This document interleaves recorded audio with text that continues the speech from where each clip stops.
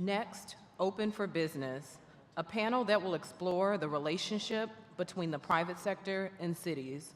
How will cities attract new headquarters, founders, and funders while ensuring equitable growth? Please welcome your moderator, Jamil Anderlini, Asia editor, Financial Times, Andrea Zopp of World Business Chicago, Salomón Chertorivski, former Secretary of Economic Development in Mexico City, and Ross Baraka, Mayor of Newark.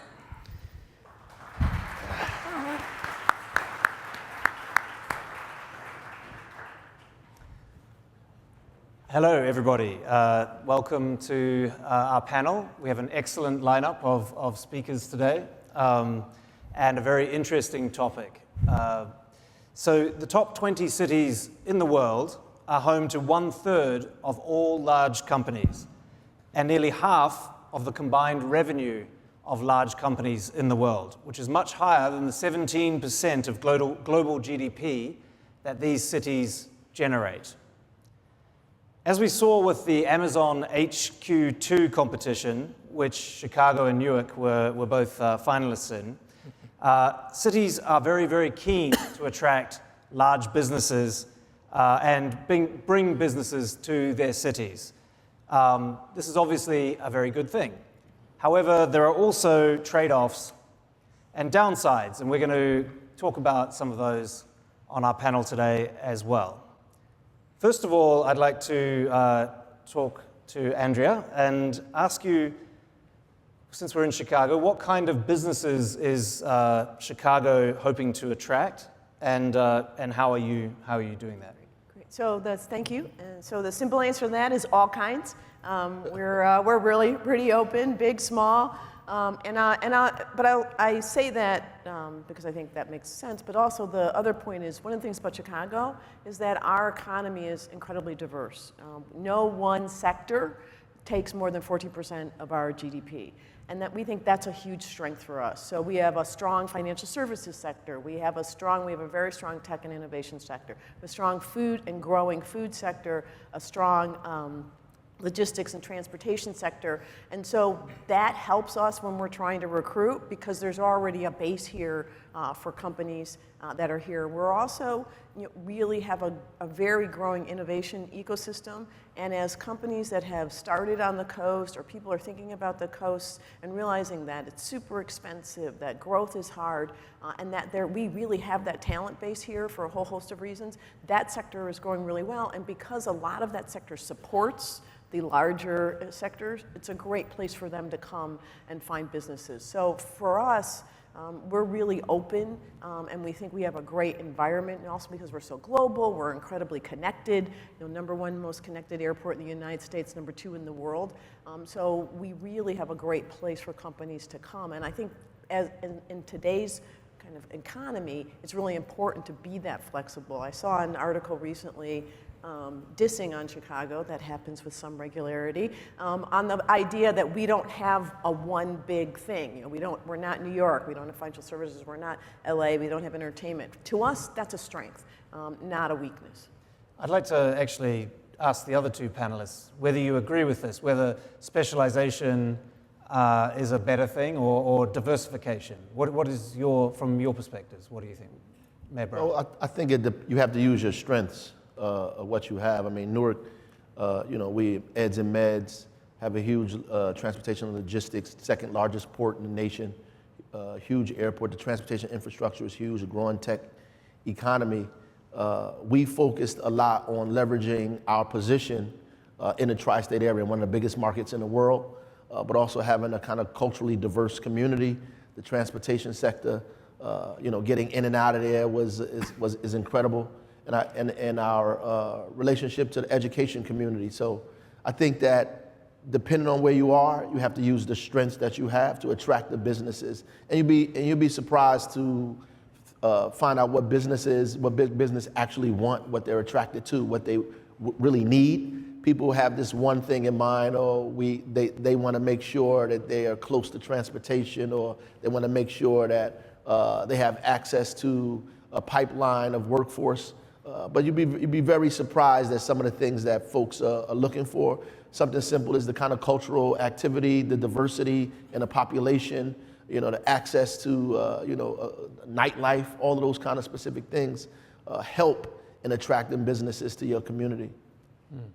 What do you think? Specialization or diversification? I would say it depends on the city. Right. A city as big as Mexico City, which it's a city of more than 20 million people, the largest conglomeration in America since 700 years ago, it's almost a country.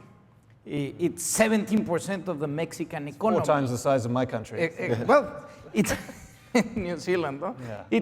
The economy is larger than New Zealand. Yeah. So you have to be diversified because it's a country. But having said that, you want to specialize on things that are going to bring value added to the population.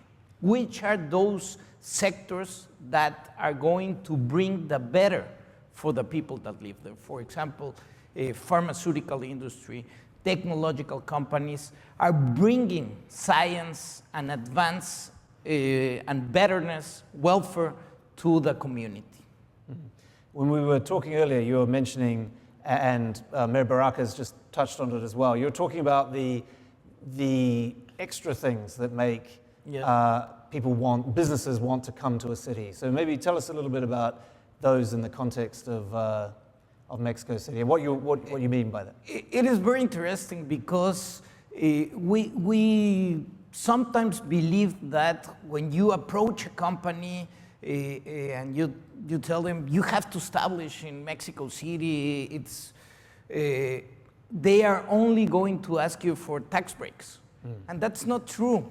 I mean, they want a lot of information, so you have to put as much public and free information for them to take the best decision. Second, you have to make them easy to be there. Tramits, permits, and even the tax rates have to be tailor-made. But what I found on my 5 years on the economic development of Mexico City to be especially important is if you approach a CFO of a company and he's not going to live on the place they are going to invest, they only care about how much they are going to save. But if the people that is taking the decision of investing or moving a headquarter is going actually to live there, they talk about schools, they talk about museums, they talk about restaurants. Nightlife. They want to have a walkable city. They have to have sports centers, nice communities. They need to have a life. And that becomes much more important in order of taking the decision than the tax breaks. So I wanted to say that becomes important because the workforce, right? So the people who are actually going to work in the industry, they want to be able to make sure that they have access to good workers, highly developed, skilled workers, but also the workers have to have somewhere to go. They want to hang out, they want to go to eat, they want to involve themselves in the cultural life of the community, they want to raise their children there, they want to have decent housing. So all of those things are important. But also I think the thing that you mentioned that was helpful for us in Newark is that we had the private sector already organized and the public sector already organized. So we almost had a welcoming committee of all of the industry that's already in the city of Newark together, combined, ready to say, come into our city, this is what we have. We have a great relationship with municipal government. It's easy for us to get things accomplished, to get it done. There are no real roadblocks here. The pathway is simple. And that kind of enticed them to say, listen, this is a good environment that we can be a part of, a growing business community that exists that we can be a part of, and we don't have to be this behemoth, this giant that comes in and gets all the attention. We want to be a part of a community of folks that are already there. I just want to build on two points that were made. The first is, the business community wants to be engaged in the city. They want to be seen as good partners. They want to have the opportunity to partner. And I think the more that you can show companies that you're trying to recruit that you have that, that you have that relationship, which we do here in Chicago. That's really important. But the other piece, that quality of life piece, you can't underestimate, because when the day is done, companies care about their people. They're starting to care about their ability to attract and retain talent. And that means they need to be able to come to a place where they're going to have a good quality of life. And the other piece for us that's come up time and time again is companies are really now starting to focus on their ability to build a diverse workforce and to pull from a diverse pool of talent. And so the more that you can show that you've got a deep bench in diversity, that you're welcoming in a wide variety of areas, and that they're going to be able to recruit broadly, that's very important to them. So I've been 4 years now to this forum, and it's always in early June, and I love it. But I have to say, the one problem you have, from what I understand, is you can't control the weather. Yes. And if you could, maybe Chicago would be even more attractive. But this weekend we brought some sun from Mexico. Yeah, that's right. The sun's out now. Thank you. Hey, it's But for like it's 9 almost months, no 70 one degrees. wants to come here because, sorry, shouldn't say that. So I want to talk about the Amazon HQ2 competition, because it's become a little bit controversial, obviously. Both of your cities were finalists for that. So maybe you could tell us a little bit about how that process went. I know you were heavily involved. I just want to know a little bit about how the process was played out, and in hindsight, what your sort of evaluation of the whole thing is. Maybe start. Well, I think they were really close to the vest with all of the information. You know, they kind of regimented everything. They called you to telephone, these conference calls, what they were looking for. So the first engagement we had with them was basically making sure we presented all the information that they needed around development sites, around different parts of the community they were interested in. Then they came and did a physical visit. And I think the physical visit, when they came to actually to the city, is what propelled us to become one of the finalists. I think they were pleasantly surprised by the different things that were already in place, things that were organized, opportunities that they had, the cultural life there, how easy it was to get to Manhattan, easier to get there from Newark than it was actually from Brooklyn or Queens. So all of those different things, played a part in, I think, propelling us to the end. But the process was really, quiet, and we might have engaged with them twice, and then they came back to the city a third time, unbeknownst to us, and hung out. And spying they on made, that's what they did. They spotted up. I think they never even really left. But then they made a decision that was pretty strange to me. But Yeah. How about I would agree that there's a lot of regimentation. From our perspective, I think one thing that was very good about it was we had they asked for a lot of data, a lot. And we had it, but we didn't have all of it easily accessible. And so it compelled us to not only focus on that data, but also focus on our message. We knew, and we had been telling it, but we hadn't been telling it as compellingly, I think, as we do post, having to really pull it together for them. So for us, it was really a tremendous exercise and a reminder of the strengths that I think we have. And we also, Mayor Baraka mentioned the pulling together the business community. We did that. WBC is a business organization funded by the business community. Our board funds our work, and so it was really easy for us to access it. But I do think it was very important to the process for our ability to pull together. We ultimately had over 600 business leaders, CEOs, community leaders, foundation leaders coming together to say, we want you to come. And that was, I think, very powerful to them, because one of the things they said, at least initially, was that they really wanted to be someplace where they could feel like they were a partner in the community. So I think that was a real strength for us. So for us, it was a learning exercise. We knew we were competitive. We always knew that we were going to be way more competitive than people thought we would be. But it was a great opportunity for us to pull all that data together. So now we have it and can really tell that story again and again and again in a way that we weren't able to before. That's interesting, because some of the criticism has been that now Amazon also has it, right? So that they did this exercise as a sort of cynical, spying plan to know what all the future infrastructure was going to be, so they can plan around it. We benefited from it, though, tremendously. But you benefited. Oh, tremendously. I don't think Without that exercise, we didn't really have a reason to pull all of our interests together like that. The kind of collaboration now we have in the city is unprecedented, and we're getting other businesses that are interested in the city simply because we became finalists in the HQ2 search. So we've got Mars, for example, confectionery company headquarters has moved to the city of Newark, right? Right behind that, we've gotten voice conferences. Amazon Voice Conference has come. This is the second time they've come to the city now. So we've gotten a lot of attention that we didn't necessarily get prior to this, and we've organized our resources in such a way that we're prepared not only just for big businesses, but for mid-sized businesses as well, and to help business that are already in the city to advance themselves. That's something I wanted to talk about.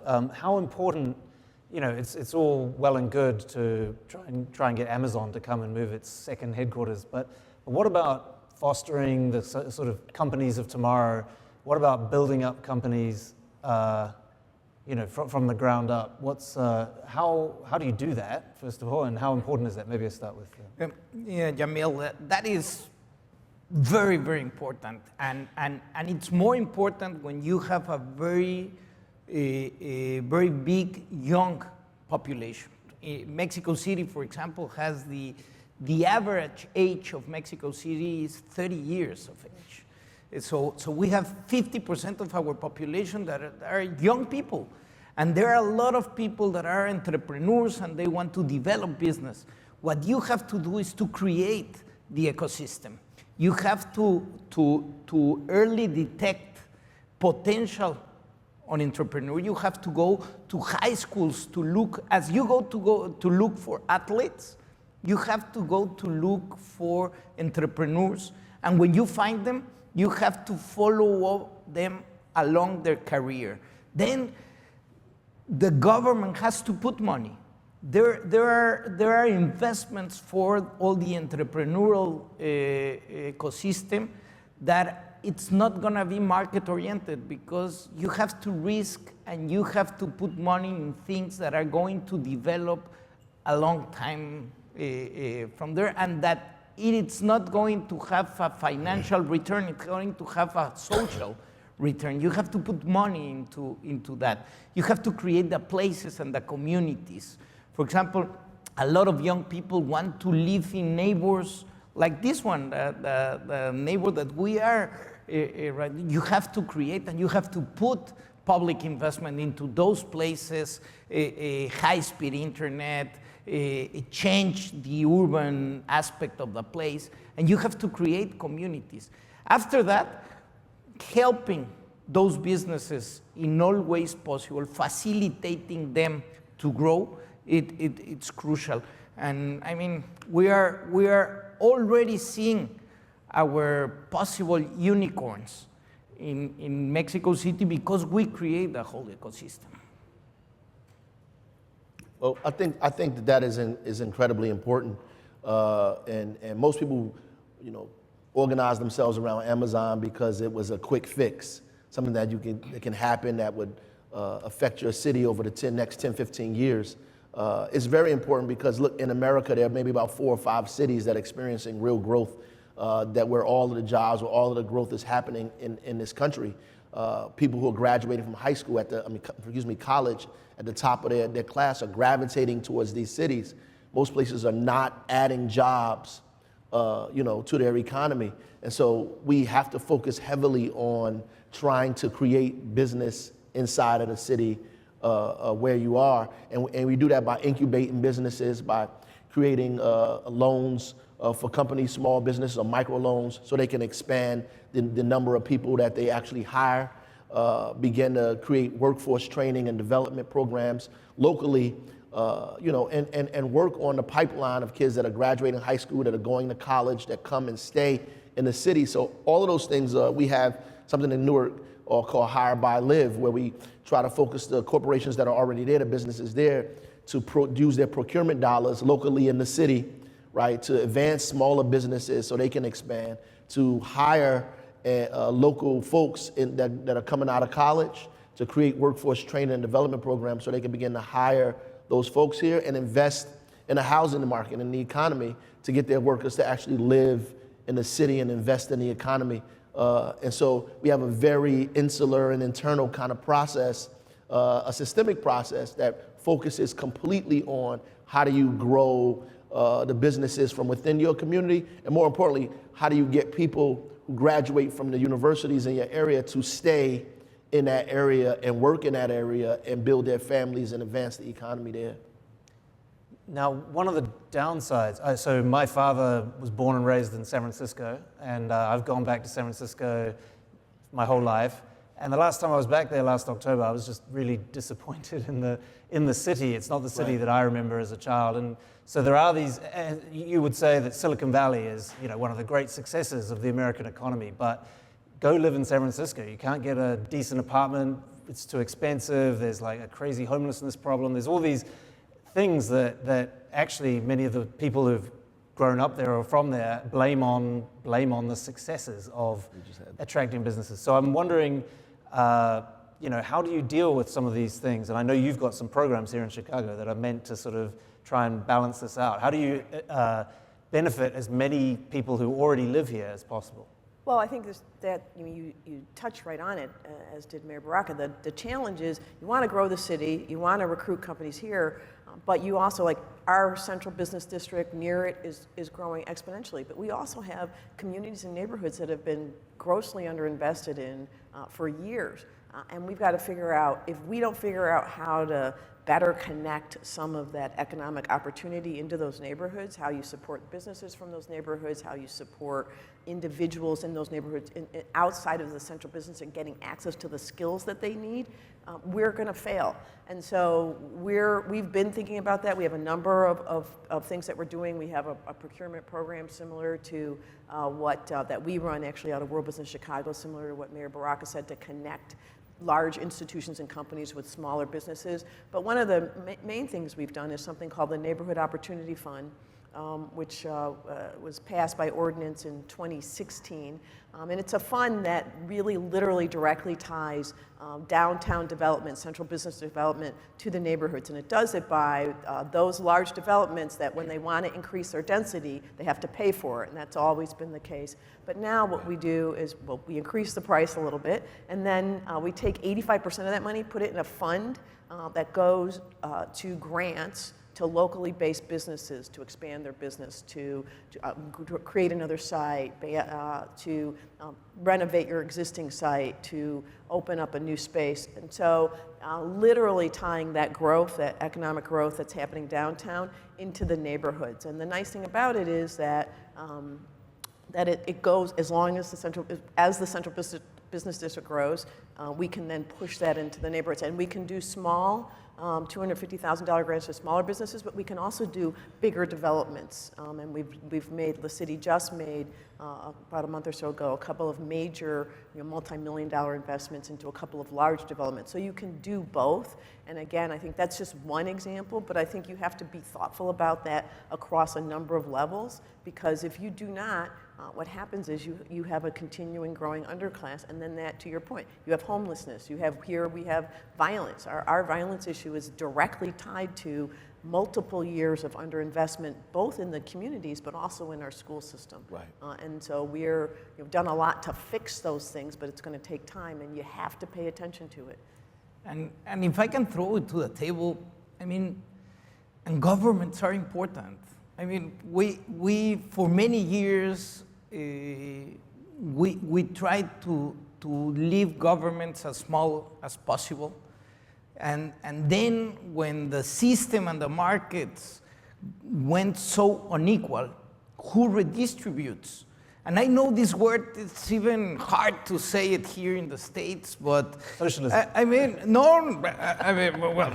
I'm not gonna get into that provocation, but social democrats, I would say, who redistributes? The government has to progressively and on a smart way charge taxes.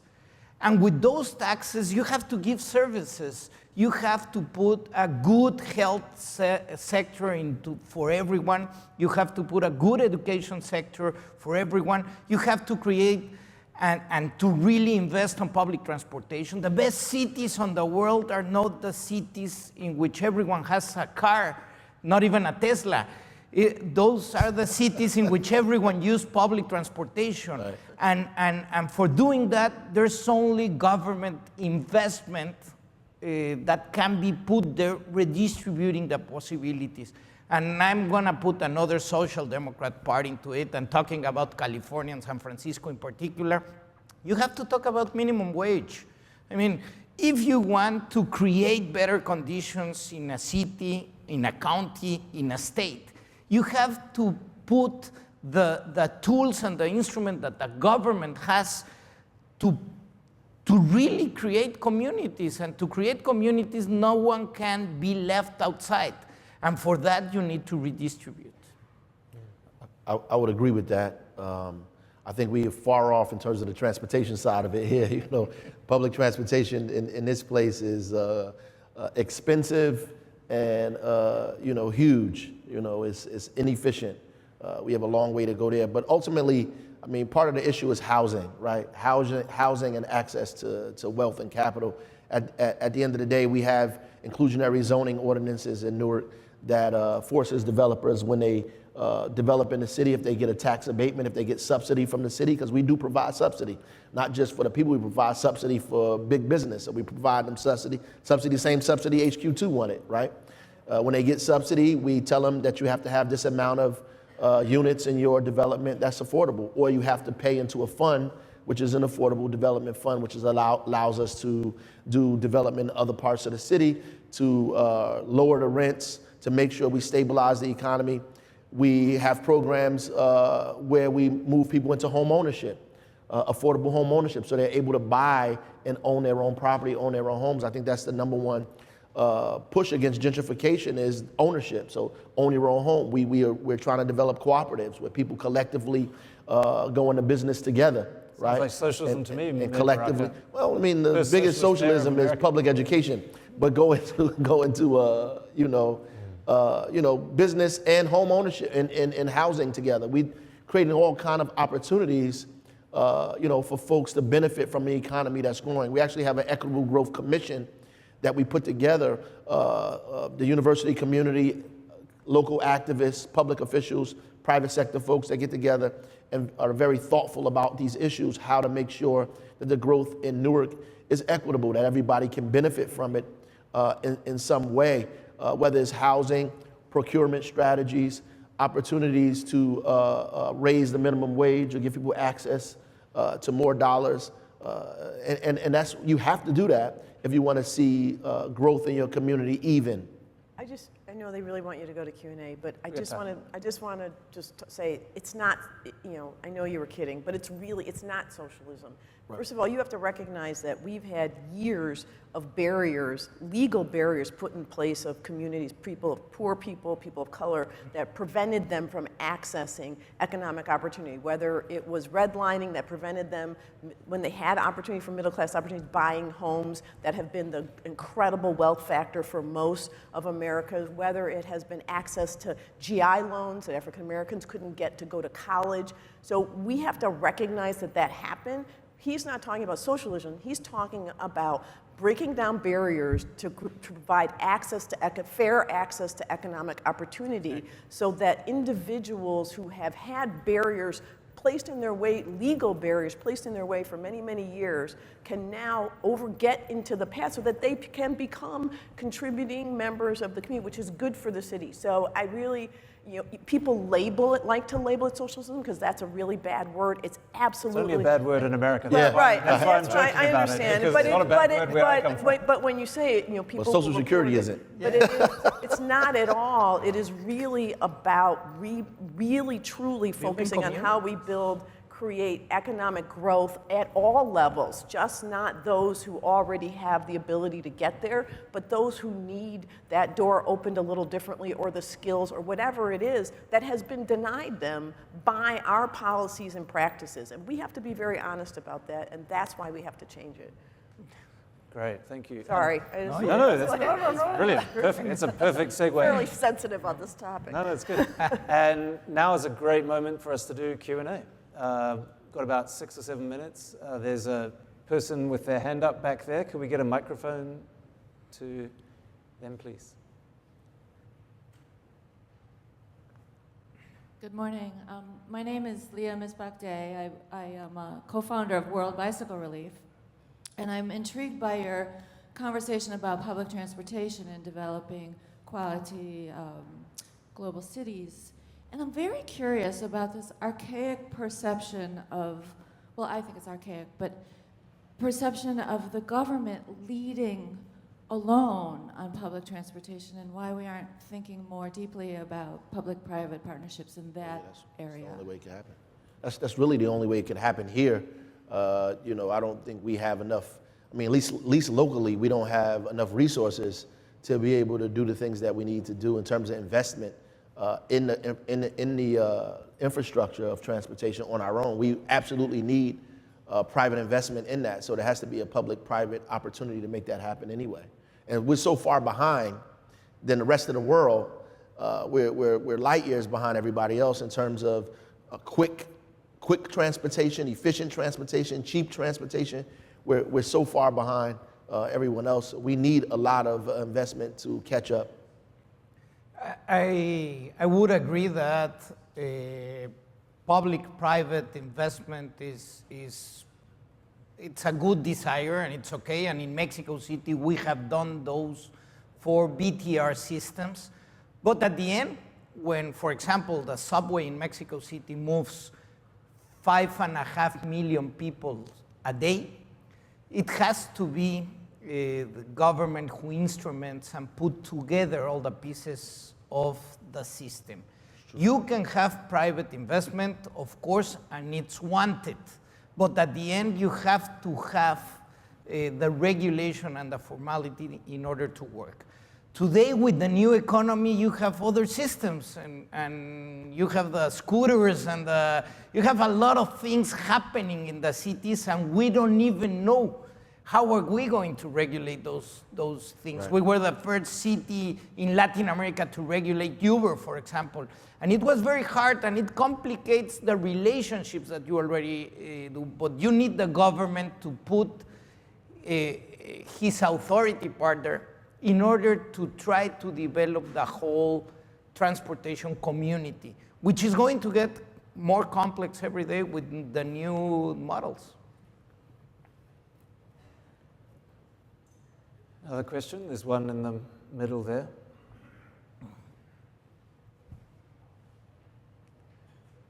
Hi, my name is Lan. I'm from Vietnam. I'm one of the Obama scholars at UChigo.